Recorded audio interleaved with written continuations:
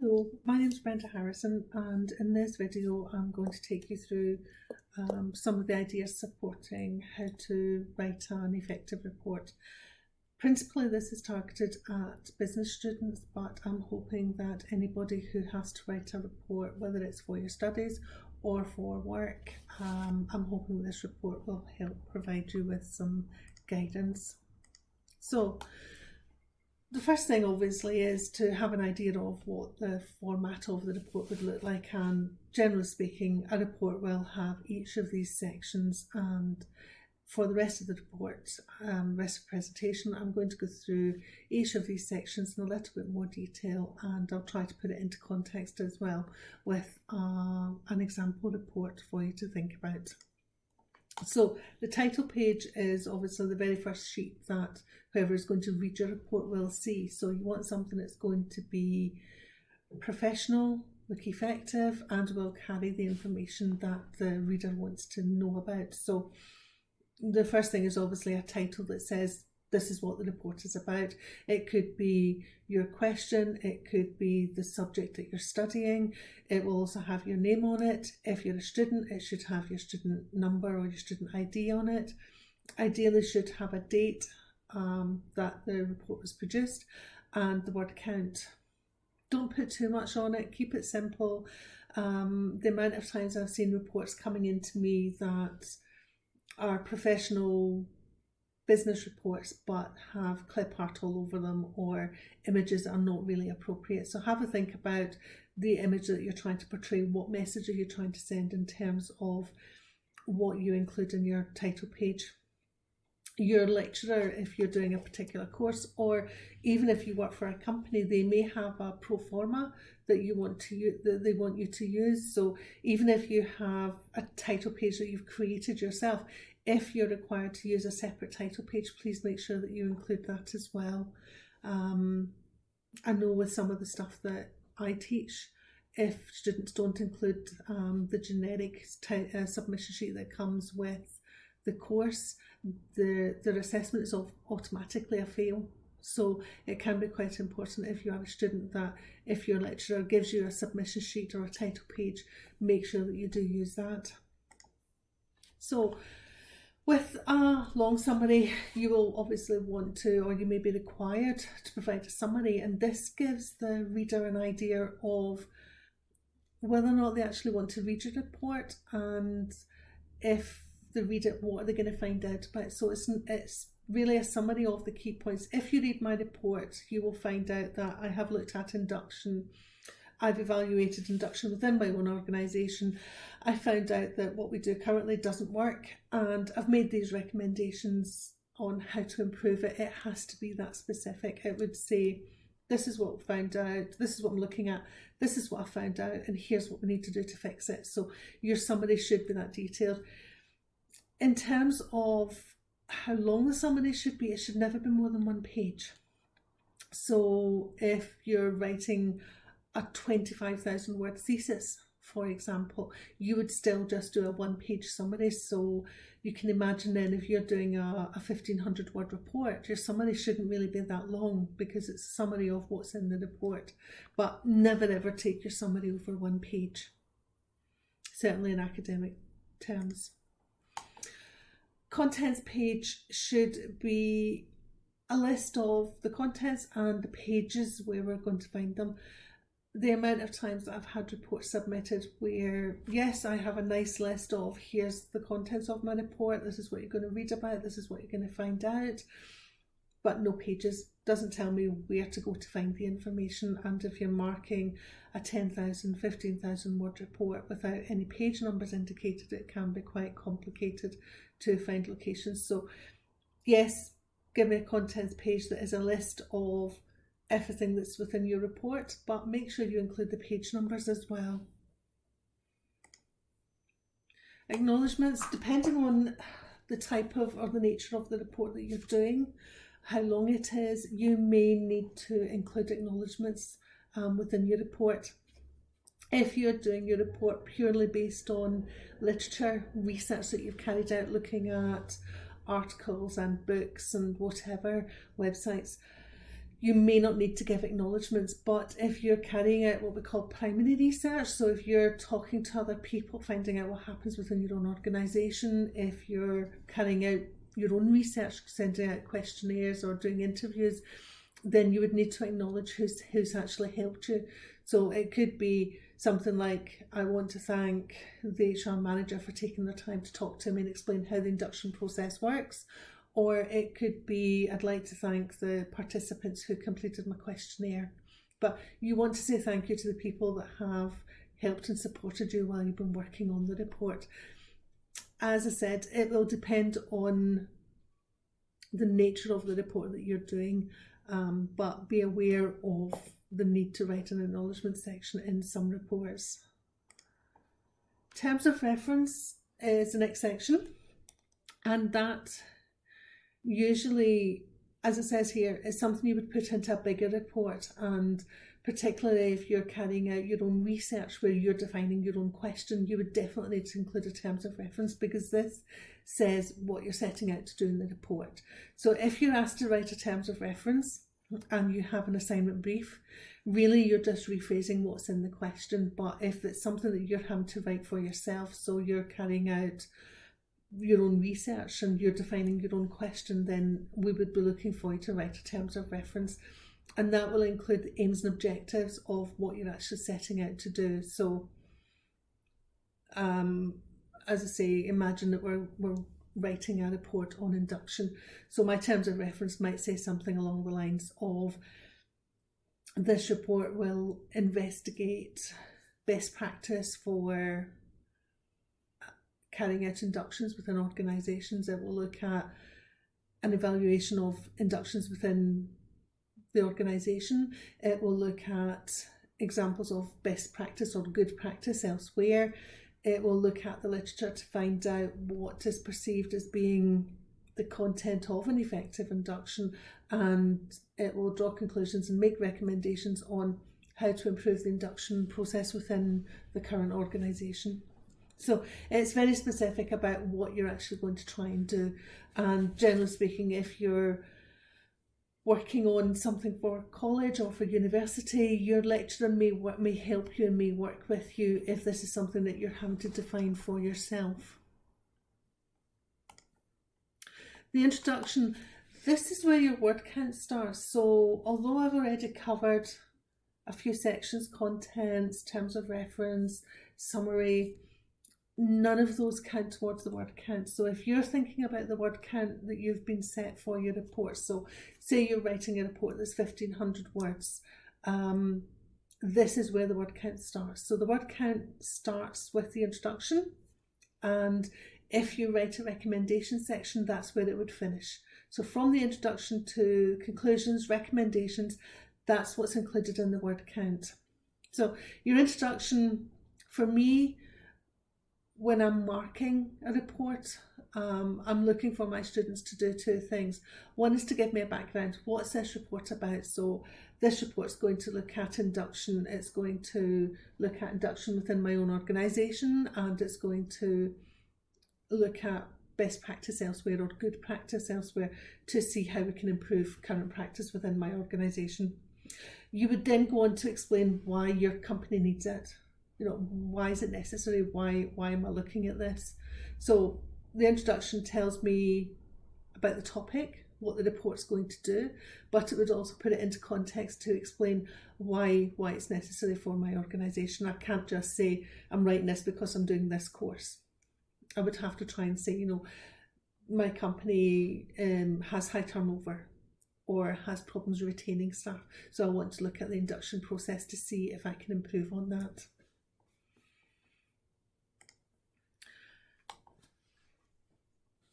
This can get covered in one slide, but it's actually the biggest part of your report, because this is where you're actually doing your work, you're doing your analysis, you're doing your research, and you're investigating, and you're presenting all the information that you've found out, and you're interpreting it and analysing it. Don't use if you've got an assignment brief that has 4 questions, do not just say question 1, question 2, question 3, question 4. You need to identify what the headings are, and you want your report to be well presented, to be clear, to be easy to follow, easy to read. The easier it is for your assessor to read it and mark it, the less likelihood that you are of having problems. Obviously, if there's chunks missing or there's things that are wrong, you may get it back. But if it's more difficult to read and the marker can't find the evidence that they're looking for, they may not spend as much time trying to find it as if they get something that's clear, easy to follow, logical, lots and lots of headings, so it's easily signposted. So I can look at your report, and if I can't find, I'm looking for information about what other companies do, and I've just got one massive big paragraph without any headings, without any breaks. If I can't find that information easily, I may not spend the time looking. But if you've broken it down and there's a heading that says good practice elsewhere, then I know that's where I'm going to find that information. So even if it's not in the order I expect it, because you've clearly identified it, it makes it much easier for me to find that information. So think about the person reading your report as well when you're structuring it and pulling it all together. For example, thinking about your headings, if we continue with the idea of producing a report on induction, I may have headings that would be my introduction, telling them what induction is, why it's necessary, why I think it's necessary for my organisation. But beyond that, I might have a heading that looks at what are the key features of an induction, from the literature, from the academic research. What do the academics say should be within a good induction process? I would then maybe look at some examples of what other companies are doing that are successful. So examples of what we call best practice or good practice. I would maybe present a case for the benefits to the business of a good induction process. I'd maybe then have a section on what are the consequences of not doing it, so what are the risks to the company. And from that, I would have an evaluation of what's the current situation in my own organisation, where are they now, what are they doing or not doing. So that would be the main body of my report, but I would have headings that are linked to the content of what I'm writing rather than question 1 or activity 1 or whatever.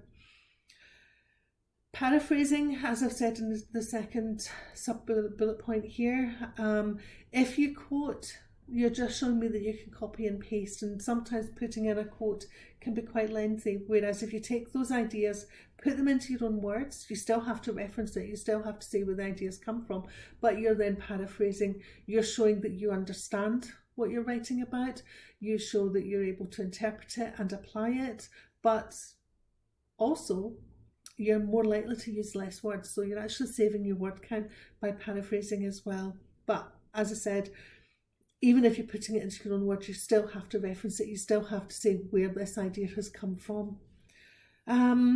Occasionally you will use bullet points, and that may be appropriate, but I don't really like to see a report where I have page after page of just bulleted lists. That's not analysis, that's just presenting information, and it's depending on the level you're working at. If you're producing reports, we're probably looking for something a bit more in-depth, where you're discussing and describing and analysing information. And if you're just giving me a bulleted list, you can't do that. You can have bullet points that are paragraphs where you're explaining things and you're using that almost just as a paragraph indicator. But don't just give me bulleted lists unless there's not really any other way of doing that. So if you were providing me with, you're looking at what should be in the induction and you're saying, like, okay, here are the key features of a good induction, and you want to give me a list, that's fine. But after that, there would be discussion about why these things are important, why they should be incorporated, what the benefits of them are. So you give me the list, but you're then backing it up with explanations as well. Okay, so once you've done that, everything should be flowing smoothly. So by the time you get to conclusions, you've done all your interpretation, you've done all your analysis, so you should not be presenting any new information. So with the conclusions, you're really saying, I've done all this research and here are the key things I found out. I found out that my organisation's induction process is not effective. People are leaving all the time. So, that needs fixed. That's your conclusion. It's not working and it needs fixed. It's not a summary of what you've done in your report. You don't just say, in this report I did this. You might do that in essays, but this is a report. So the conclusions are really, go back through your report. What I say to my students sometimes is go through your report. As you're going through it, write down on a bit of paper, what are the key points? What are the key things that are in your report? That should then form your conclusions. Your conclusions should be built on the most important things that are in your analysis. As I said, it should not contain anything new.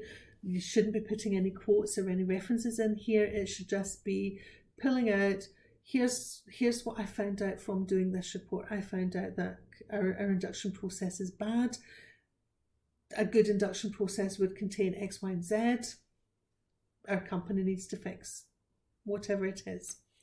And that then should move on nicely to your recommendations, which are going to say, here's how to fix it.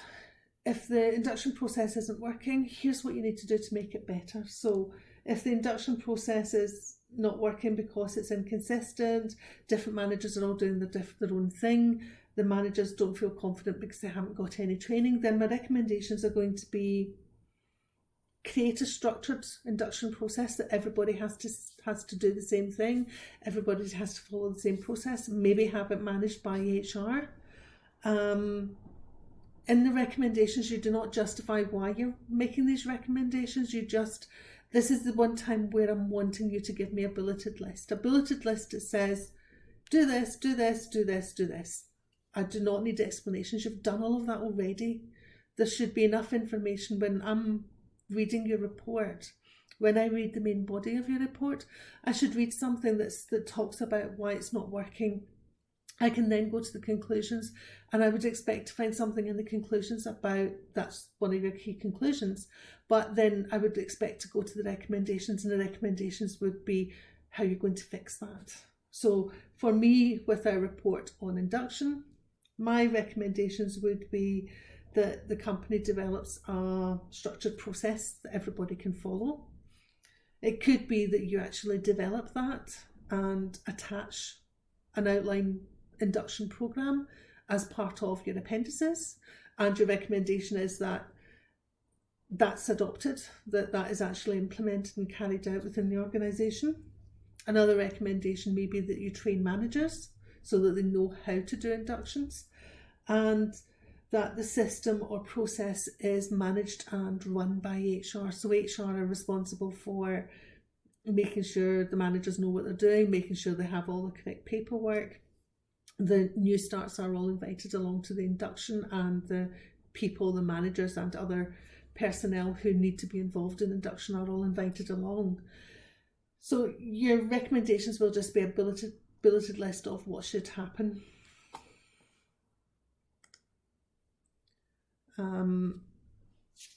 I think I've covered most of this already, but as I said, the recommendation should be direct to the point. You just give me a bulleted list of here's what you do. One thing that I find with your recommendations is you have to be really forceful with your language. You can't give people options or choices. You're not saying, this might be a good idea to do this. You're saying, I've done this research, I've got more knowledge and more experience than you, so therefore this is what you need to do. You're telling them what they have to do. So tell them, recommend, must do, should do. Don't give them suggestions, don't give them choices. I remember reading a report once which said something along the lines of, this is what the company should do. The company should implement this new induction program, but if that's too expensive, you can do this instead. If you give a company a choice like that, they're not going to go with the recommendation. They're going to go with the cheap alternative. And you know that that's not the right thing for the company. Your recommendations should be relevant and appropriate, related to what you've done in your analysis, but I'm also looking for recommendations that would be appropriate to the organisation. There's no point in recommending an induction programme that's going to cost hundreds of millions of pounds to implement, that a big multinational company can incorporate without any problem. But if you work for a small charity that's relying on donations, they're not going to have the money to spend on that. So your recommendations have to be not just appropriate to what you've been discussing, the content of it, inductions, but it should also be something that the company can cope with. So it should be appropriate for the organisation that you're working for or working with as well.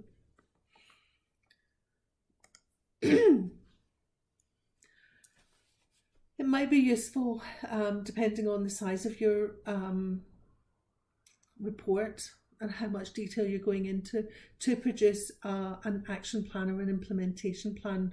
And basically this is a detail. If your recommendations are just a bulleted list, this is a detail about what's involved in actually making it happen. So when I'm marking an assessment that has one of these implementation plans, I'm looking to be able to read it and to be able to pick up that action plan and implement it without having to go back to the student and say, can you explain what this means? Can you give me more detail? So it's usually quite detailed. It goes in as an appendix, so it doesn't count towards your word count, but in a general sense, we're looking for an action plan to actually say what's involved. So take, for example, if I had a recommendation that was about training managers, what's involved? So I'd have to design the training course, decide who's going to be delivering the training, decide how many people are going to attend the sessions. So what's actually involved in complying with it, designing the training, delivering it, who's responsible? If it goes wrong, where does the buck stop? You might have more than one trainer, but is it a training manager? Is it the HR manager? Is it someone else that ultimately is responsible for making sure this happens? Who's involved? That could be all your trainers. It will be all the people who are actually attending the training, your trainees. What resources are required? Now that can be financial and non-financial. So it could be, if you're bringing in the trainer, it could be the training costs, but it will also be the cost of the fact that the managers are on your training course instead of doing something else. So you've got the time involved in terms of how much time, is it half a day's training? Is it a full day's training? How many training sessions are you going to require? How many people are actually going to attend the training in one go? But try to quantify perhaps not just that, you require half a day's time, but how much does that time actually cost in terms of the employees? Other resources could be facilities, training materials, time away. All of these different materials and different resources should also be considered. What timescale do you propose? So that links in with what I was saying about, how long is a training course going to be? Is it a half-day session? Is it a full-day session? But if you've got 100 managers to train, how long is it actually going to take you to train those managers? So how big is your training? Are you going to get them all in one training room, one great big room, and train them all in the one time? Or are you going to do sessions with 10 managers or 15 managers or 6 managers? So you have to think about how long is it actually going to take for this to be rolled out and implemented in full. Sometimes I think, rather than thinking about how much time is it actually going to take to do it, when does it have to be completed by? So you might want to put in an end date. And then costs I've already discussed. Once you've done your recommendations, as I said before, the introduction to the recommendations, that's what counts for your word count. So your action plan, if you do an action plan or an implementation plan, that doesn't count towards your word count. So that would go into the appendices. The appendices will come after the references and bibliography. A very brief word on references and bibliography. Your references are the things that you've actually read and used in the report. So if you've paraphrased someone's work or you've put a quote in, then those references go into your references section. And I think the next slide explains a little bit more about how that should be presented and laid out. But the references section is only the things that you have used directly in your report. From experience, I would suggest that you produce this as you're working on your report. As you're typing up your report or you're gathering your information, start your references section. Don't leave it to the last minute. experience taught me that if you do that, you can end up writing a report and you know you've read something, but you can't remember where it was, you've got no reference for it. So you end up having to take it back out because you don't want to plagiarise. And if you don't reference your work, that is plagiarism.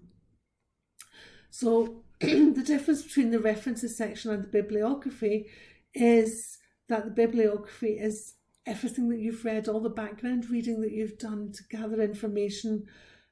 So it could be that you've read something just to get some general understanding, but you then read something that's more technical and more advanced, and that's what you use in your references. But you shouldn't not indicate what you've read, so that background reading would still be included. So if you read an idiot's guide to induction, you might put that in your bibliography, but it may not appear in the references section. Think about generally as well, when you are doing your reading and your research for academic work, make sure that the resources you're using are reliable and trustworthy. For example, I would never expect to see Wikipedia included in any of my student work because it's not reliable and you can't guarantee where the information has come from and whether the information is accurate. So try to make sure that you're always using credible and trustworthy sources when you are doing your research. So references and bibliography. Like the conclusions and recommendations, sometimes when we're talking, we talk about conclusions and recommendations, references and bibliography. They are, they are separate chapters or separate sections. So you would have a conclusion section and then a separate recommendation section. You would have a separate references section and a separate bibliography. They should be listed alphanumerically, and they should just be listed everything together. Don't break it down and say, here's a list of the books, here's a list of the articles I read, here's a list of the websites I looked at. Just incorporate them all into the one list. As I said, appendices are not necessary, and you want to make sure that you're not just chucking in everything that you can think of just in case it's needed. You want to try and use your appendices wisely, but sometimes reports will need additional information. So for example, I've talked about the implementation plan. That would go in your appendices. Again, I talked about the possibility, if you were doing a report on induction, that you may design an induction program that you're going to recommend that this is what gets implemented. So you may include a copy of that in your appendices as well. You can't put something in your appendices that should be in the report itself. So for example, if you were doing a SWOT analysis for something, looking at the strengths and weaknesses of the current induction process, you may put the full SWOT analysis in your appendices, but I would still expect to see that discussed in the report. So you can't just say a SWOT analysis is in the appendices and then not discuss it, not talk about it, not tell me why you did it, what was important about it. So you have to think about why you're putting things in the appendices, and they should be there to supplement what you've got in the report. So if you're talking about what a good induction should look like, and you then design an induction checklist, that's why you're putting it in the appendix, because it's following on from what you've already got in the report. Obviously, there's a lot of information in this presentation, and if there is anything that you want to ask me about, please feel free to message me, or if I'm not your lecturer and you do want to discuss it, then obviously this is something you can discuss with your lecturer as well. One final point with the appendices is they should not contain anything published. So if you are looking at a model of a theory, for example, and there's a nice diagram in whatever article you've been reading, and you think, right, actually that diagram's really good, really useful, I want to use that. Don't put it in the appendices. put it in your report. You need to put that in the report because it's published, and it needs to be referenced properly as well. So you can't include published material like that in the appendices. It has to go in the report. But by the same token, because it's a diagram or a chart, that doesn't count towards your word count. So don't worry about that side of things. Bullet points I've talked about as well. Really, as the general comments say here, some reports are easier to write than others, and some of them it may just be introduction, your main section with some headings, and then a conclusions. You may not have recommendations. You need to look at what the assignment brief is asking you to do. Are you being asked to just present information, discuss something, or are you being asked to make recommendations? And that will help you determine what your report should look like. Again, if you have any queries, something like that, particularly with academic writing, it's better to clarify with your lecturer exactly what they're looking for, exactly what they're expecting. But if you're writing a business report, whether it's academic or in business, we're looking for proper academic writing, proper business writing that looks professional, that flows easily. So think about how you present your work. Don't include things like isn't, can't, doesn't. Put these words out in full. If you're abbreviating things, so quite often, because I teach HR, a lot of my students will just type HR or LM for line manager, but the first time you use these you have to put them out in full. So you would put human resource management, and then in brackets afterwards HR or HRM. One other advantage of doing something like that is human resource management is 3 words, HRM is 1 word. So you're cutting down your word count as well. And I know from an academic student point of view that is a really, really important factor as well. I do apologise. So I hope my presentation has been useful and helps with your report writing. As I said, please feel free if you have any queries, if you've got any questions, don't hesitate to get in touch.